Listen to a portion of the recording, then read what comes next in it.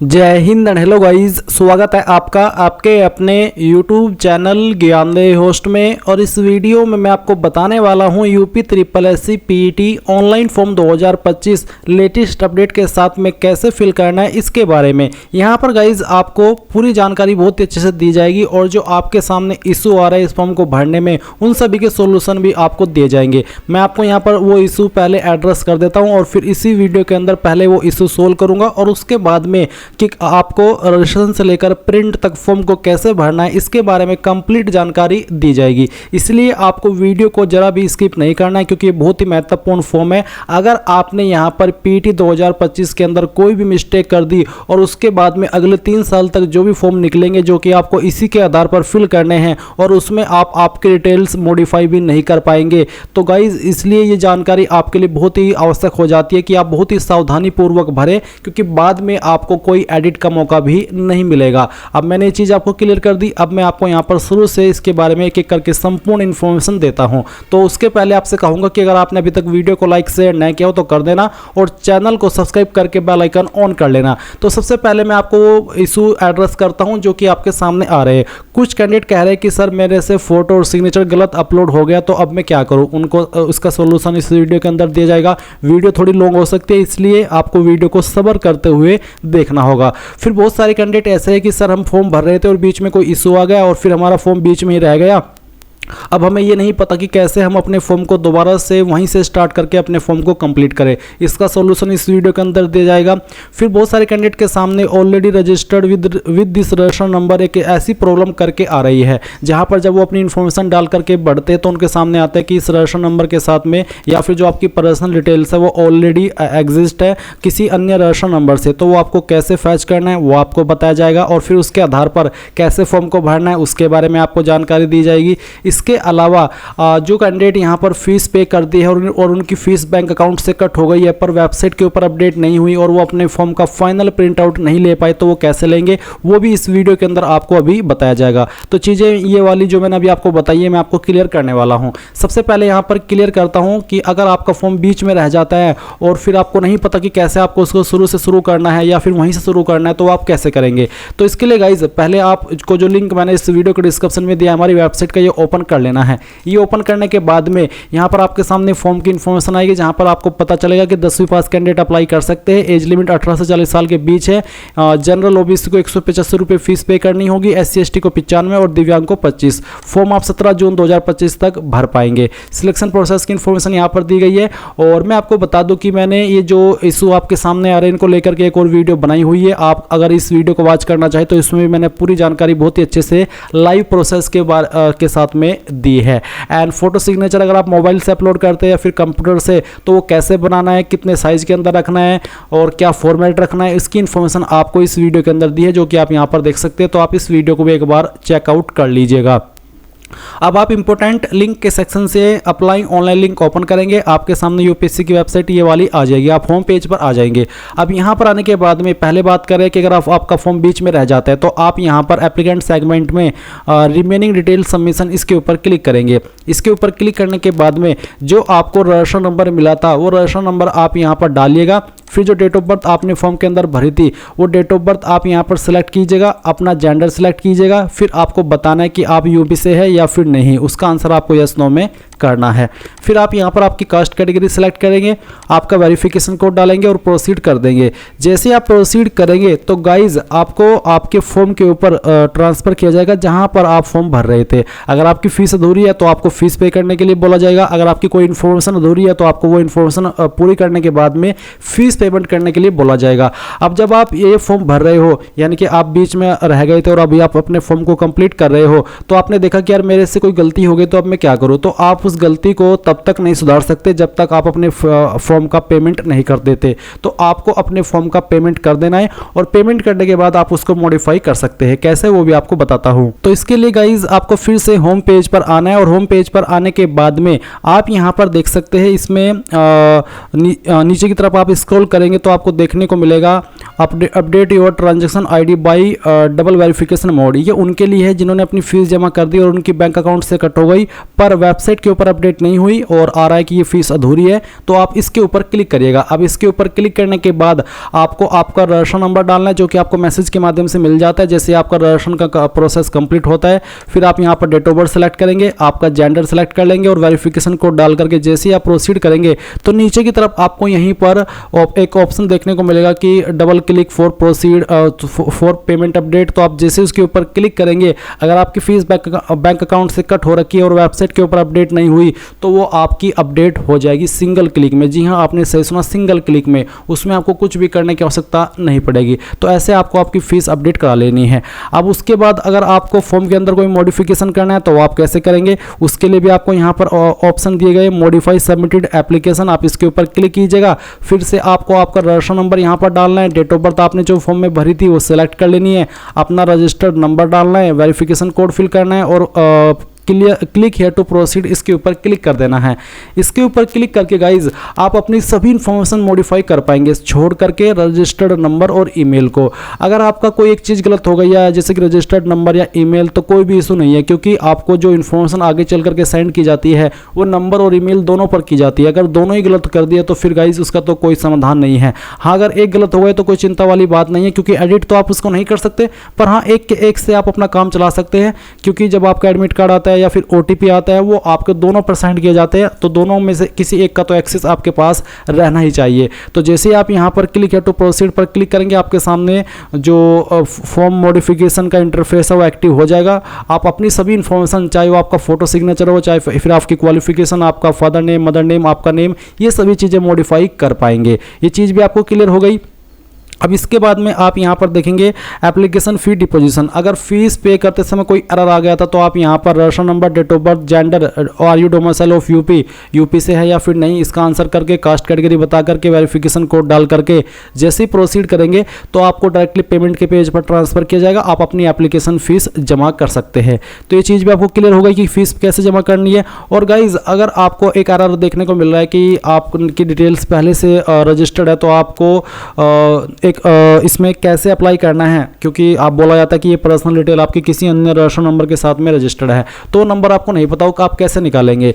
वो आप निकालेंगे कैंडिडेट हेल्प के सेक्शन पे आकर के नो योर रजिस्ट्रेशन नंबर के ऊपर क्लिक करके आपका नाम डालिए, फुल नेम जो आपने 10th के सर्टिफिकेट के अकॉर्डिंग भरा था, फिर आपका फादर नेम, फिर आपके डेट ऑफ बर्थ और उसके बाद में वेरिफिकेशन कोड। जैसे आप सर्च के ऊपर क्लिक करेंगे नीचे आपको देखने को मिल जाएगा जिस फॉर्म के लिए आपने अप्लाई किया था और उसका रजिस्ट्रेशन नंबर क्या है। यहाँ से वो रजिस्ट्रेशन नंबर नोट करके आपको फिर उससे अप्लाई कर लेना है। अब मैंने सारी चीज़ें क्लियर कर दी। अगर आपको यहाँ से फॉर्म का प्रिंट लेना है, आप नहीं ले पाए तो आप प्रिंट डिटेल्ड एप्लीकेशन फॉर्म पर क्लिक करके ये सभी इन्फॉर्मेशन दे करके अपना फॉर्म भी प्रिंट कर सकते हैं। अब चलिए आपको बताता हूँ कि कैसे आपको इसमें अप्लाई करना है। ये चीज़ें मैंने जो आपके इस सामने इशू आ रहे थे वो क्लियर कर दी है। अगर आप और डिटेल्ड में उनको देखना चाहते हैं तो जैसे कि मैंने आपको वीडियो की शुरुआत में भी कहा था कि मैंने एक स्पेशल वीडियो बनाई हुई है, आप इस स्पेशल वीडियो को वॉच कर लीजिएगा। इसमें मैंने आपको एडिट करते हुए, फोटो अपलोड करते हुए ये सभी चीज़ें आगे जाकर के भी दिखाई है और फोटो साइन के बारे में भी बताया कि कैसे आपको अपलोड करना है और मॉडिफाई करना है। अब शुरू से कैसे आपको अप्लाई करना होगा, तो गाइज आप अप्लाइंग ऑनलाइन लिंक ओपन करेंगे और इस वाले इंटरफेस पर जब आएंगे तो आपको नोटिफिकेशन एडवर्टाइजमेंट के सेक्शन पर आ जाना है। यहाँ पर एग्जामिनेशन नोटिफिकेशन के सेक्शन में आकर के आप अप्लाई के ऊपर क्लिक करेंगे, फिर आप कैंडिडेट रजिस्ट्रेशन के ऊपर क्लिक करेंगे। ये जो इंस्ट्रक्शन है इनको यहाँ पर आई एक्सेप्ट अबाउट डिक्लेरेशन करके आई एक्सेप्ट कर देना है। फिर यहाँ पर कहा है कि अगर आपने PT 2000 जो 21 है या फिर 23 है वो दिया था और आपके पास वो रजिस्ट्रेशन नंबर है तो आप उसका इस्तेमाल करके इस फॉर्म को भर सकते हैं। उसमें जो इन्फॉर्मेशन आपने PT 2021 या फिर 2023 के अंदर भरी थी वो इन्फॉर्मेशन ऑटोमेटिकली आ जाएगी, आप उनको एडिट कर सकते हैं। और तो आप इसके लिए क्या करेंगे, अगर आप पुरानी डिटेल से ही अप्लाई करना चाहते हैं जो आपके पास रजिस्ट्रेशन नंबर है तो आप यहाँ पर यस कर दीजिए और फिर प्रोसीड के ऊपर क्लिक कीजिए। देन वो आपका PET का रजिस्ट्रेशन नंबर डालिए। अगर आपको नहीं पता और आपने अप्लाई किया था PT 2021 या फिर 2023 के लिए तो मैंने अभी आपको बताया कि कैसे आप अपना खोया हुआ रजिस्ट्रेशन नंबर प्राप्त कर सकते हैं। तो उसके माध्यम से आप प्रोसीड करेंगे तो आपके सामने डायरेक्टली आपका पर्सनल इन्फॉर्मेशन फिल करने का पेज आ जाएगा। आप वहां पर अपनी भरी हुई इन्फॉर्मेशन देख सकते हैं और अगर उनको एडिट करना चाहे तो वो भी कर सकते हैं। पर अगर आप फ्रेशर है, आपने इस वेबसाइट का इस्तेमाल करके कोई PT 2021 या फिर 2023 का फॉर्म अभी तक भरा ही नहीं, बिल्कुल आप फ्रेशर है, तो आप यहाँ पर इस वाले ऑप्शन में नो कर देंगे और नो करने के बाद आप यहाँ पर प्रोसीड पर क्लिक करेंगे। अब यहाँ पर आने के बाद में आप देखेंगे सबसे पहले कैंडिडेट पर्सनल डिटेल, तो कैंडिडेट नेम, तो जो भी आपका नाम है 10th के सर्टिफिकेट के अकॉर्डिंग वो यहाँ पर आपको एंटर करना है। पूरा नाम आप डालिएगा। फिर आपको यहाँ पर आपके पिता का नाम एंटर करना है। ये जो नाम आप भर रहे हैं ये भी आपको 10th के सर्टिफिकेट के अकॉर्डिंग भरना है। उसके बाद आप यहाँ पर आपकी माताजी का नाम एंटर कर देंगे। फिर पूछे are you domicile of Uttar Pradesh, क्या आप यूपी के निवासी है? अगर है तो यस करेंगे और यस करने के बाद यहाँ से ओके कर देंगे। उसके बाद में कुछ और अतिरिक्त आपके सामने ऑप्शन आएंगे, जैसे कि are you dependent of freedom fighter from Uttar Pradesh, यानी कि जो स्वतंत्रता सेनानी है क्या आप उनके आश्रित थे जो कि यूपी के थे? अगर हाँ तो यस, नहीं तो आप नो करेंगे। फिर क्या आप एक्स सर्विसमैन है, ईसीओज, एसएससीओ, सीओ, पर्सनल कुछ इनको मिला करके अगर हाँ तो आपको यस करना है। यस नहीं बल्कि बताना कि हाँ I am ex serviceman personal of Uttar Pradesh, या फिर आई एम एन ईसीओज, एसएससीओज, CO personal of Uttar Pradesh. अगर नहीं है तो नो कर दीजिएगा। फिर पूछे कि क्या आप विकलांग है? अगर आप है तो यस करिए, नहीं तो आप इस ऑप्शन में नो करेंगे। उसके बाद are you skilled player from Uttar Pradesh, क्या आप एक मेधावी खिलाड़ी है यूपी के? अगर हाँ तो यस, नहीं तो आपको नो करना है। देन गाइस आप नीचे की तरफ आएंगे और देखेंगे होम स्टेट, तो आपकी जो भी होम स्टेट है इनमें से वो आप सिलेक्ट कर लीजिएगा। इसके बाद आप देखेंगे होम डिस्ट्रिक्ट, तो होम डिस्ट्रिक्ट आपको यहाँ पर सिलेक्ट कर लेनी है जो भी है आपकी। फिर आप यहाँ पर आपकी कास्ट कैटेगरी देखेंगे, जनरल, एससी, एसटी, ओबीसी, जो भी है वही आपको यहाँ पर सिलेक्ट कर लेनी है। इसके बाद होता है डेट ऑफ बर्थ, तो डेट ऑफ बर्थ आपको सिलेक्ट करनी है, पहले डे, फिर आपका जो भी मंथ है वो, और उसके बाद में जो आपका ईयर है वो भी आपको यहाँ पर सिलेक्ट कर लेना है। तो आप इस तरह से सिलेक्ट कर लीजिएगा। फिर आपको आपका जेंडर सेलेक्ट करना है। उसके बाद में आप यहाँ पर आपका मोबाइल नंबर डालेंगे, फिर अपनी ईमेल आईडी डालेंगे जो कि आप यहाँ पर रजिस्टर करना चाहते हैं। उसके बाद में पूछेगी कि आप मैरिड है, अगर है तो यस, नहीं तो आपको नो करना है। फिर employment details, please select any of the below items applicable to you, not an employ of Uttar Pradesh government, आप उत्तर प्रदेश गवर्नमेंट के एम्प्लॉय नहीं है तो आप ये सिलेक्ट करेंगे। Employ of Uttar Pradesh government, Uttar Pradesh government के एम्प्लॉय है तो ये सिलेक्ट करेंगे। इसके बाद ex employ of Uttar Pradesh government, अगर आप यहाँ पर ex employ Uttar Pradesh government के तो आप ये सिलेक्ट कर लेंगे। पर अगर आप उत्तर प्रदेश गवर्नमेंट के एम्प्लॉय नहीं है तो आपको यहाँ पर पहले वाला ऑप्शन सेलेक्ट कर लेना, अगर आप बिल्कुल प्राइवेट जॉब करते हैं या फिर कुछ भी नहीं कर रहे हैं। अब गाइस यहाँ पर एक ऑप्शन देखेंगे claiming age relaxation other than above grounds, जो कि है कास्ट कैटेगरी, सब कैटेगरी, उत्तर प्रदेश गवर्नमेंट, सर्विस ड्यूरेशन, यानी कि इनके अतिरिक्त आप अगर जो यहाँ पर इस वाले ऑप्शन में यस करने के बाद में जो आयु सीमा है उसके अंदर छूट चाहते हैं, ये जो छूट है ये मिलती है गवर्नमेंट ऑर्डर के थ्रू या फिर कोर्ट ऑर्डर के थ्रू या फिर सेवा नियमावली डिपार्टमेंट रूल्स के थ्रू या फिर एनी अदर रीजन। बेसिकली ये जो पॉइंट है ये आपका अतिरिक्त वाला है, जैसे कि अगर किसी ने कोर्ट के से ऑर्डर लेकर के अपनी एज लिमिट में छूट कराई हो या फिर कोर्ट ऑर्डर या गवर्नमेंट का ऑर्डर, तभी आप इस ऑप्शन में यस करिएगा, नहीं तो आप इसमें नो कर दीजिएगा। अगर आप सोच रहे हैं कि अगर मैं इसमें नो कर देता हूं तो मुझे एज के अंदर छूट नहीं मिलेगी जो मिलती है SC ST कैंडिडेट को 5 साल की और ओबीसी को 3 साल की, तो वो सही नहीं है। तो आप इसमें बेझिझक होकर के नो कर दीजिए अगर आपके पास इन ऑर्डर में इन पॉइंट में से किसी में भी छूट नहीं ली है आपने, क्योंकि अगर आप यहाँ पर इसमें यस करते हैं और फिर यहाँ पर कोई एक माध्यम सेलेक्ट करते हैं तो फिर उसकी बहुत सारी डिटेल आपको देनी होगी, जैसे कि department name, other department, reference order number, ये सब। तो इसलिए आप यहाँ पर नो करेंगे और आगे बढ़ जाएंगे। अब आएगी आपके सामने बेसिक एकेडमिक डिटेल। तो सबसे पहले आपको 10वीं की इन्फॉर्मेशन देनी है। 10वीं आपने आपकी किस बोर्ड से की है वो बोर्ड आपको सेलेक्ट कर लेना है। अगर आपका बोर्ड इसमें नहीं है तो आप यहाँ पर अदर बोर्ड सेलेक्ट कर लेंगे। तो मेरा बोर्ड इसमें है, मैं यहाँ से अपना बोर्ड सेलेक्ट कर लेता हूँ। उसके बाद में यहाँ पर आता है ईयर ऑफ पासिंग, यानी कि किस साल के अंदर आपने आपकी क्वालिफिकेशन पास की है वो साल भी आपको यहाँ पर सिलेक्ट कर लेना है। फिर आपको हाई स्कूल का रोल नंबर क्या आता है वो यहाँ पर एंटर कर देना है। देन गाइज यहाँ पर पूछे परसेंटेज सिस्टम, ग्रेड सिस्टम, तो किसके अंदर आपके नंबर थे, परसेंटेज या ग्रेड, तो जो भी था वो आप सिलेक्ट कर लीजिए। मेरा परसेंटेज है, मैंने परसेंटेज सिलेक्ट किया। अब आपको बताना कि कितने नंबर आपको आए थे, जितने भी नंबर आपको आए थे वो आप यहाँ पर डाल देंगे और कितने में सही थे वो आप टोटल मार्क्स के अंदर एंटर कर देंगे। फिर आपकी यहाँ पर परसेंटेज कैलकुलेट ऑटोमेटिकली हो जाएगी। अब यहाँ पर है नीचे intermediate, have you completed intermediate examination, if yes then click on check box. अगर आपने आपकी करंट टाइम में जिस टाइम आप इस फॉर्म को भरा या अपनी 12वीं कंप्लीट कर रखी है तो आप इसको टिक कर दीजिएगा। उसके बाद में आप यहाँ पर आपकी 12वीं की इन्फॉर्मेशन भी सेम तरीके से भरेंगे। पहले आपको साल बताना कि किस साल के अंदर पास किया, फिर जो आपका 12वीं है उसका रोल नंबर आपको यहाँ पर डाल देना है, नंबर किसके अंदर है वो सेलेक्ट कर लीजिएगा। फिर आपको बताना कि कितने नंबर आपको आए थे एंड देन यहाँ पर आप आपके टोटल नंबर डाल देंगे और उसके बाद में यहाँ पर जो आपका बोर्ड है वो भी आप सिलेक्ट कर लीजिएगा। अब ये इन्फॉर्मेशन आपकी हो गई। नीचे आती है एकेडमिक एडिशनल एकेडमिक डिटेल्स। तो यहाँ पर है भारत में विधि द्वारा स्थापित किसी विश्वविद्यालय से स्नातक उपाधि या सरकार द्वारा मान्यता प्राप्त उसके समकक्ष कोई अर्हता, यानी कि अगर आपने ग्रेजुएशन की है करंट में तो आप यहाँ पर यस करके उसकी इन्फॉर्मेशन दे सकते हैं। अगर आप ये इन्फॉर्मेशन नहीं भी भरते तो कोई भी बात नहीं है, क्योंकि इसमें सिर्फ कंपलसरी 10वीं ही मांगी है। जब आपका फॉर्म निकलेगा मेन वाला जो भी जिसके माध्यम से आपकी जॉब लगेगी वहाँ जाकर के आप ये सब इन्फॉर्मेशन फिल कर सकते हैं।